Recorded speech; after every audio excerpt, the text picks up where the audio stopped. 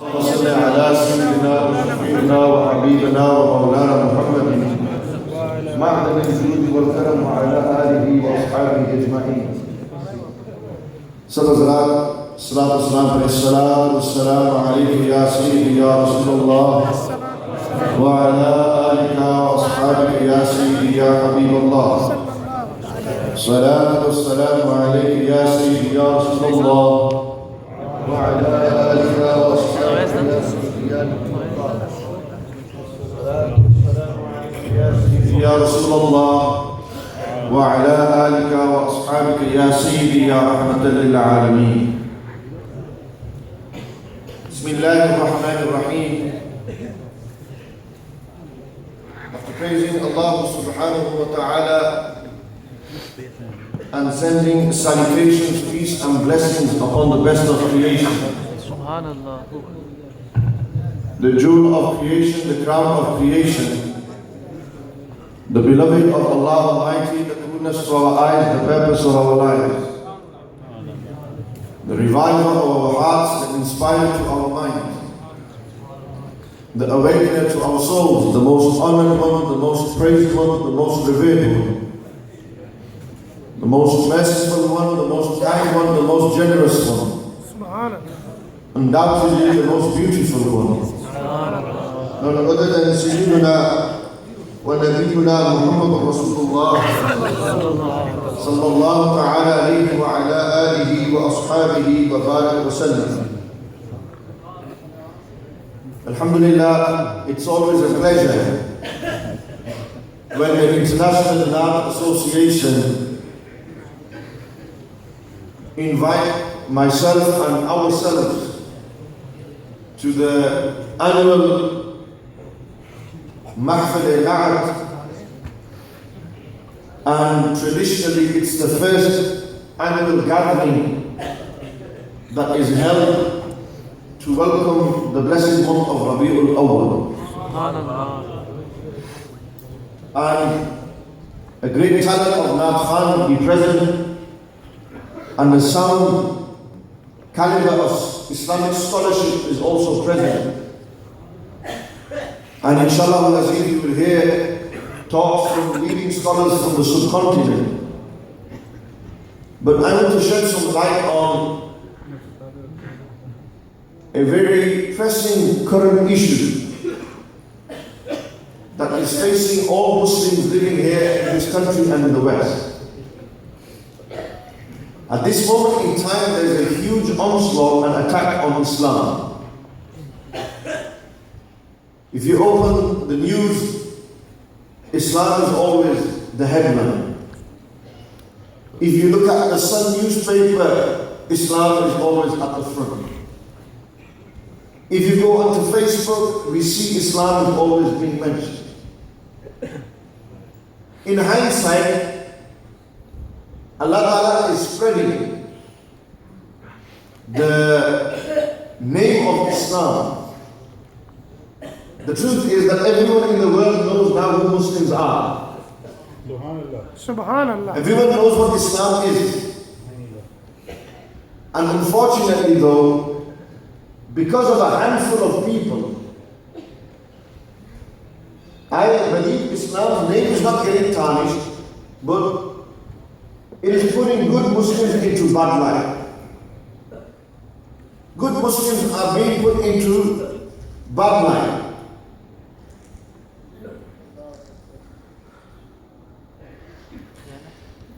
It is putting good Muslims into bad light. The majority, 99.9% of Muslims in the world, they are deemed and perceived as terrorists or extremists or radicalists. Now, it is the duty of every single Muslim living in the West, every single Muslim in the world, to defend its religion, their religion, Islam. To present to the world the true message of Islam, the true meaning of Islam. The word Islam doesn't mean extremism. The word Islam literally means peace. Subhanallah. By name, Islam is a religion of peace. Muslim is ism fa'il, is ism fa'il. Subhanallah. And if we take Islam as the meaning of peace, its literal meaning, then a Muslim is somebody who is peace-loving, is a carrier of peace, is an individual who spreads peace. And the Prophet ﷺ said, Al-Muslimu man salim al-Muslimuna bi-lisanihi wa yadihi, or kama qala. A Muslim is he from whom other Muslims are protected from his tongue and from his hand. Muslims don't give verbals to Muslims.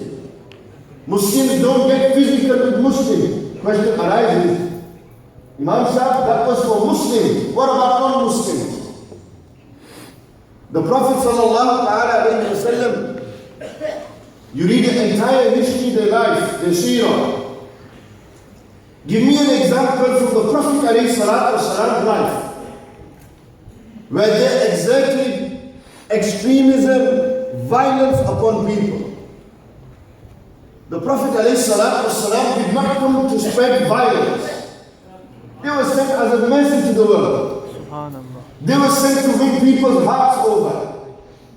They weren't bombing. My question to all of you is, we are Muslims representing Islam. Do you think, have you read, have you ever come across a narration from a scholar where if he was to equate what happened in Paris, that any such similar event took place during the life of the Prophet ﷺ? Bring me forth one example similar to that which took place in Paris by so-called Muslims to say that Muslims are the very same. Khudaya, Wallahi al-Azim, in the house of Allah I tell you that you will not find a single example during the life of the Prophet ﷺ where any such act like that which took place in Paris occurred during their lifetime. The Prophet ﷺ did not promote violence. They did not promote extremism. People say, you Muslims are jihad lovers. We love jihad. I'll tell you we love jihad. What does jihad mean? This is the problem. You're all dumbfounded like what's happening here. Is he saying that we love jihad on an international platform? Yes, we do. What does jihad mean? The word jihad is from juhud. Juhud means mushakkat, difficulty, struggling, striving. Did you not struggle to get here in time?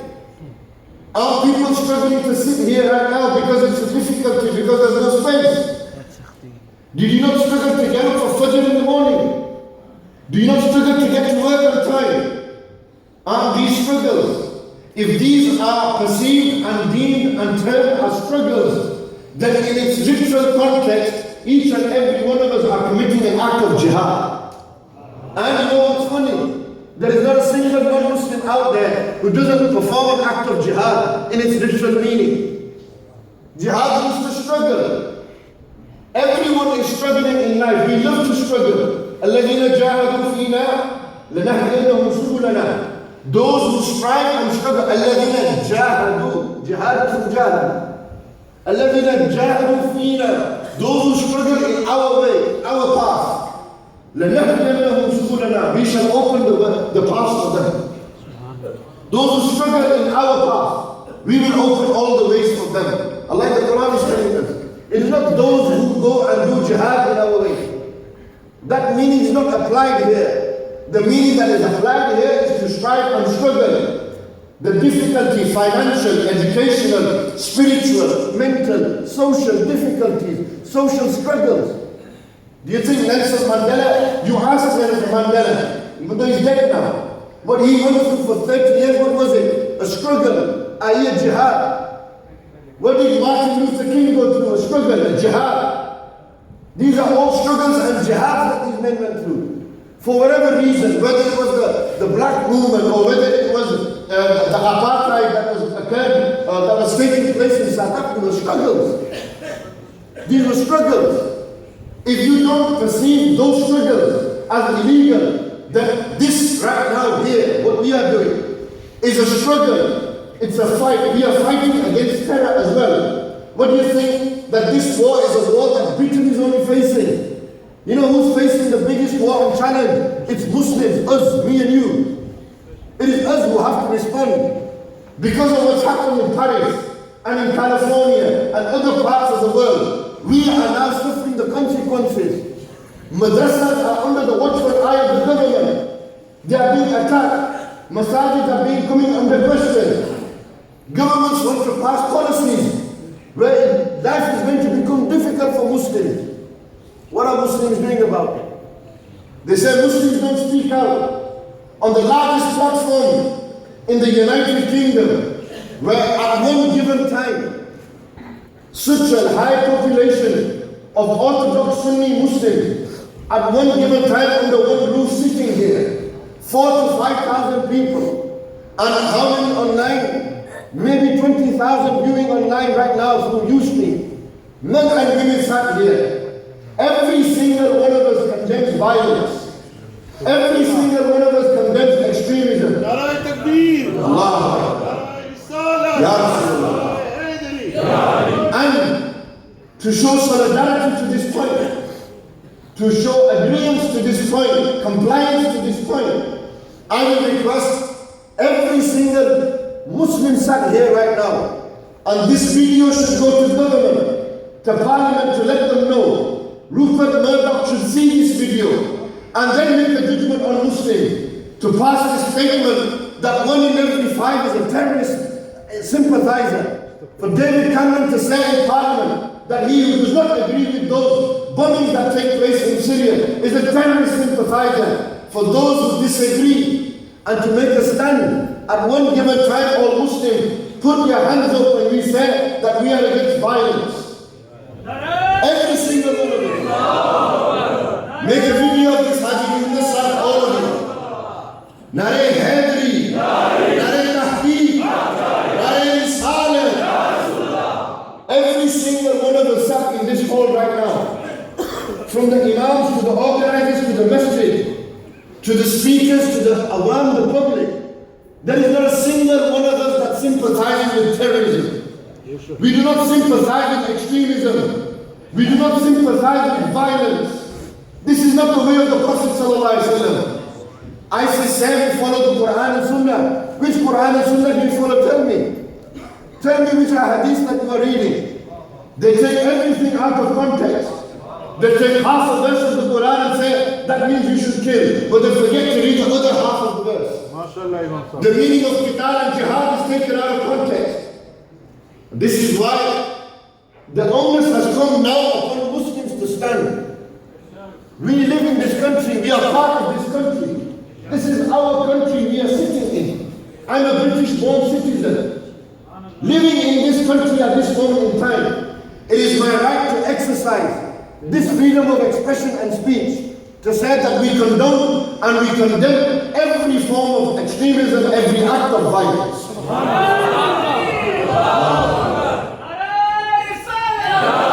And let me tell you, for anybody who thinks that we have been bought out by the government, as we stand in solidarity with the people of Paris who were innocently killed, we stand in solidarity with our Muslim brothers in Palestine who are being butchered every single day at the hands of Zionists.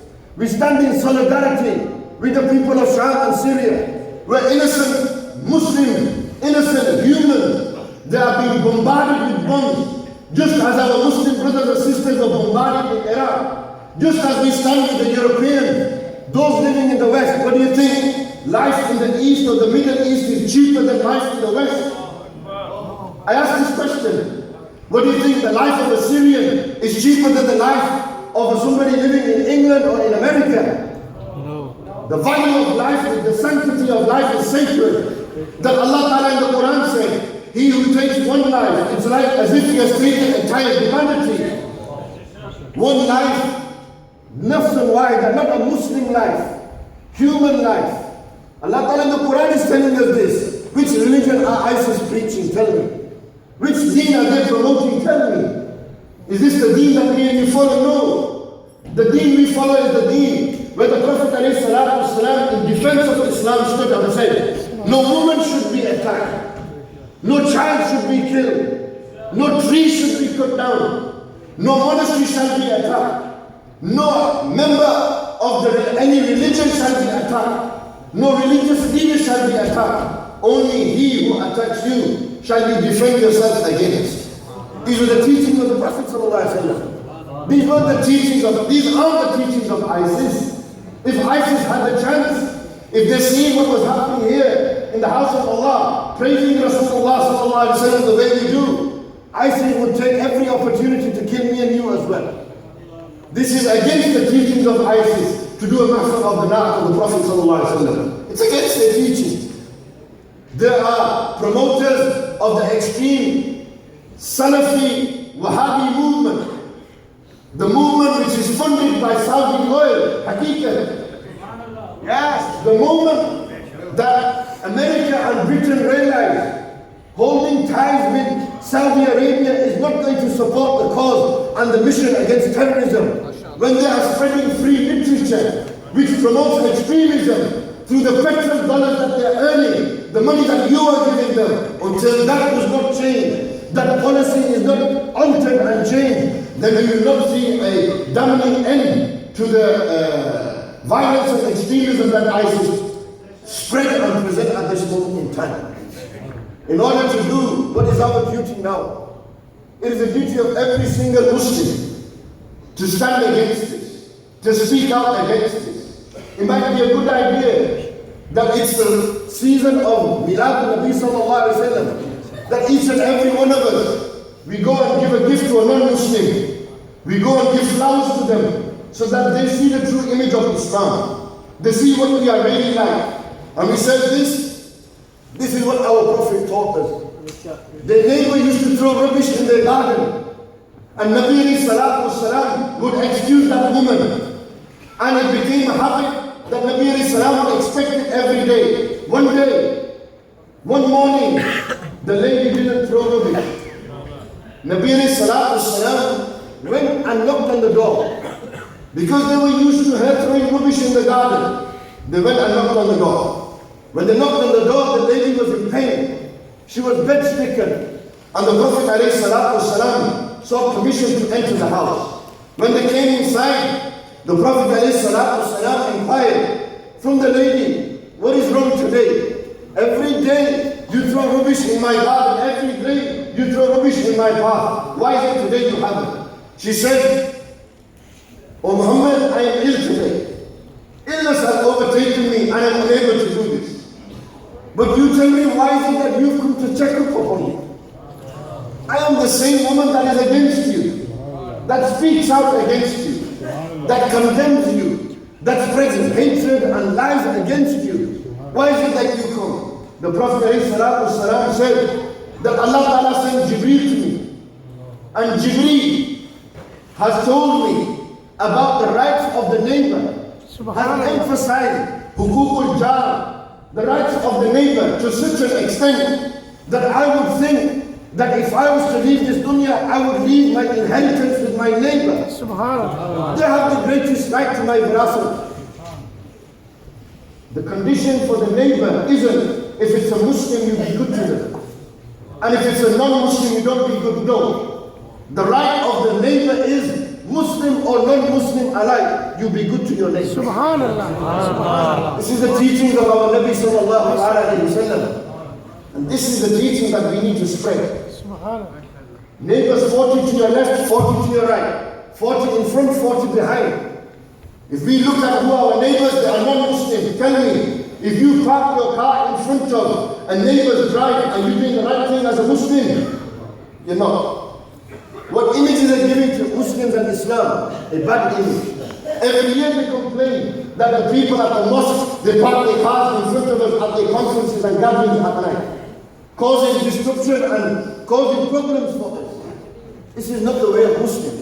Something as small as parking your car where it should be parked, to something as international condemning ISIS, Muslims should have the correct raviyah, the correct way and method. And this is why it's a duty upon each and every one of us to learn and study the life of the Prophet ﷺ. The more you know about him, the more you will be able to counter the narrative of ISIS.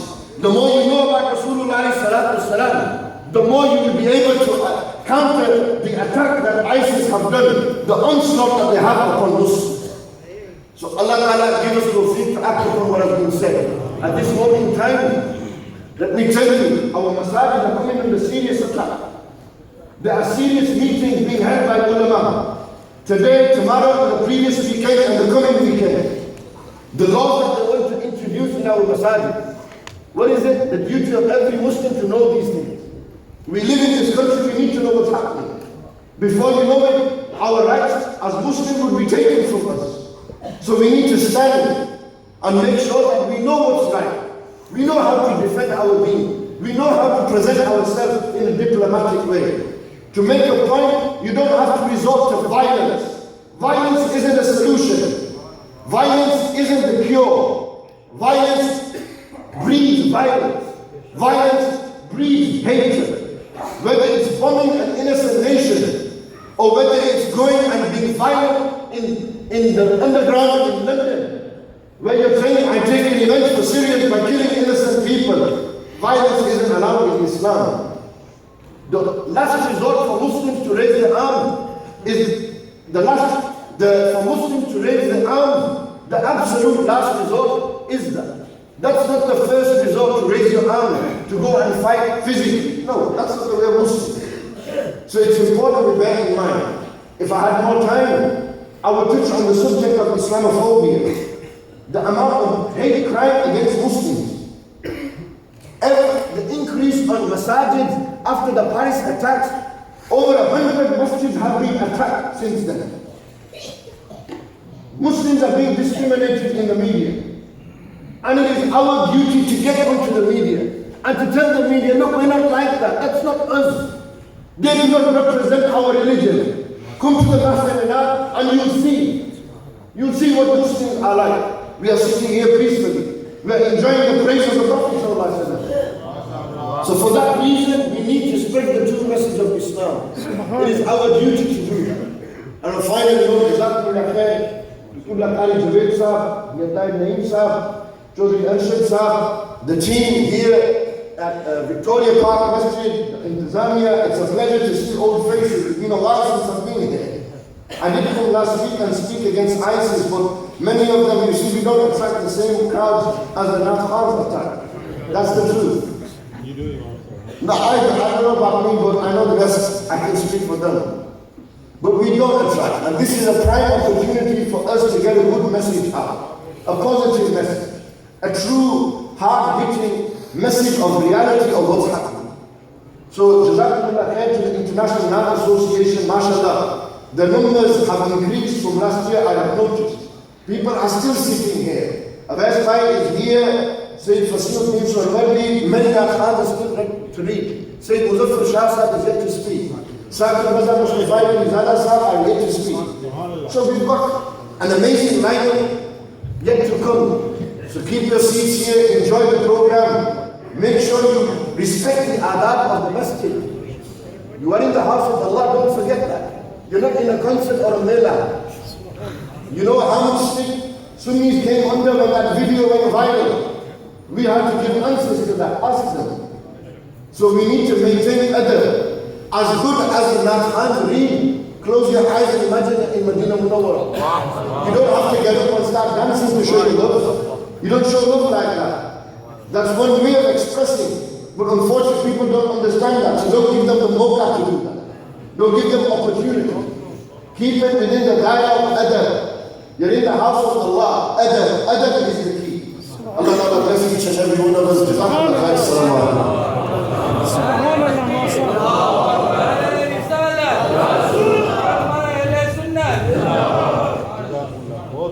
Subhanallah, mashallah.